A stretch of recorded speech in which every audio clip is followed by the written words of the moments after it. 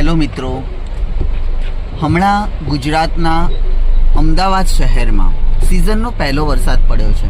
આપ સૌ જાણો છો કે આ વરસાદમાં એક જ ઝાપટું જે વરસાદનું હતું એ સવારમાં પડ્યું અને આવા વરસાદમાં સિઝનનો પહેલો જે વરસાદ પડ્યો એમાં જ અમદાવાદ મ્યુનિસિપલ કોર્પોરેશનની જે પ્રી મોન્સૂન કામગીરી હતી તેના ધજાગરા ઉડી ગયા.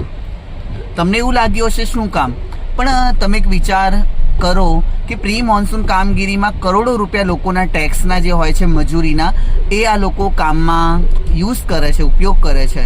પણ દર વર્ષની જેમ અહીંયા પાણી ભરાય છે, પ્રી મોન્સૂન કામગીરી, આ તે મ્યુનિસિપલ કોર્પોરેશનના તંત્રની પોલ ખુલી, આ ખુલ્યું. પણ આવી દરેક બાબતો દર વર્ષે આપણે જાણવાની હોય છે અને દર ચોમાસામાં આપણને આ બધી વસ્તુ જાણવા મળે છે. તો મારું આપ લોકોને કહેવું એટલું જ છે કે કરોડો રૂપિયાના જે ટેક્સ ને MOU કરાર ને બધું થતું હોય છે, તો શું એ ચોપડામાં જ અને ન્યૂઝમાં બધે જ વાયરલ કરવાનું?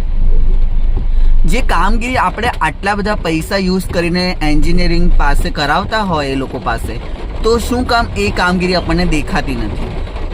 આપણે અમેરિકામાં, જાપાનમાં, ચીનમાં દરેક જગ્યાએ જોઈએ છે કે દરેક જગ્યાએ વરસાદ પડે છે, પણ ક્યાંય થોડાક વરસાદમાં આવી પરિસ્થિતિ સર્જાતી હોતી નથી. આજે આપણે જોઈ શકીએ છીએ કે આપણા ગુજરાતના ચીફ મિનિસ્ટર ભૂપેન્દ્રભાઈ પટેલ પણ અમદાવાદમાં SG હાઈવે પર ટ્રાફિકમાં ફસાયા, વરસાદમાં ફસાયા.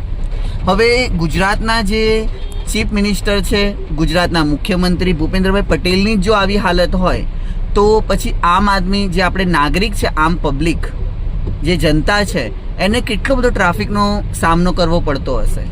કેટલો બધો વરસાદમાં એ લોકો વ્હીકલ લઈને, મેં આજે જોયું સવારથી હું મણિનગર, બાપુનગર અને પછી ચાંદખેડા અત્યારે જઈ રહ્યો છું, રસ્તામાં જ છું, તો મેં જોયું ઘણી બધી જગ્યાએ પાણી ભરાવાની સમસ્યા. દરેક જગ્યાએ વ્હીકલો બંધ, દરેક જગ્યાએ લોકો ઊભેલા હતા, ટ્રાફિકમાં હેરાન પરેશાન. અમુક તો પાણી ભરાવાના કારણે બસો પણ બંધ કરી દેવામાં આવી છે. લોકો હેરાન પરેશાન થઈ ગયા. તો શું આ દરેક પબ્લિકને આવી રીતે હેરાન જ થતા રહેવાનું? ક્યાં સુધી ચાલશે? ક્યાં સુધી જનતા માટે આટલી તકલીફ કરવાનો જે સમય છે એ રહેશે?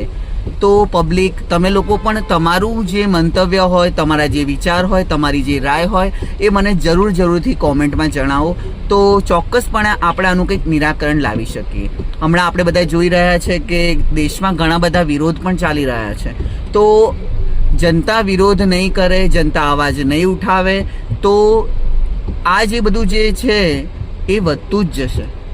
એટલે આપણા પૈસા છે, આપણી દેશ છે, આપણો દેશ છે. જય જય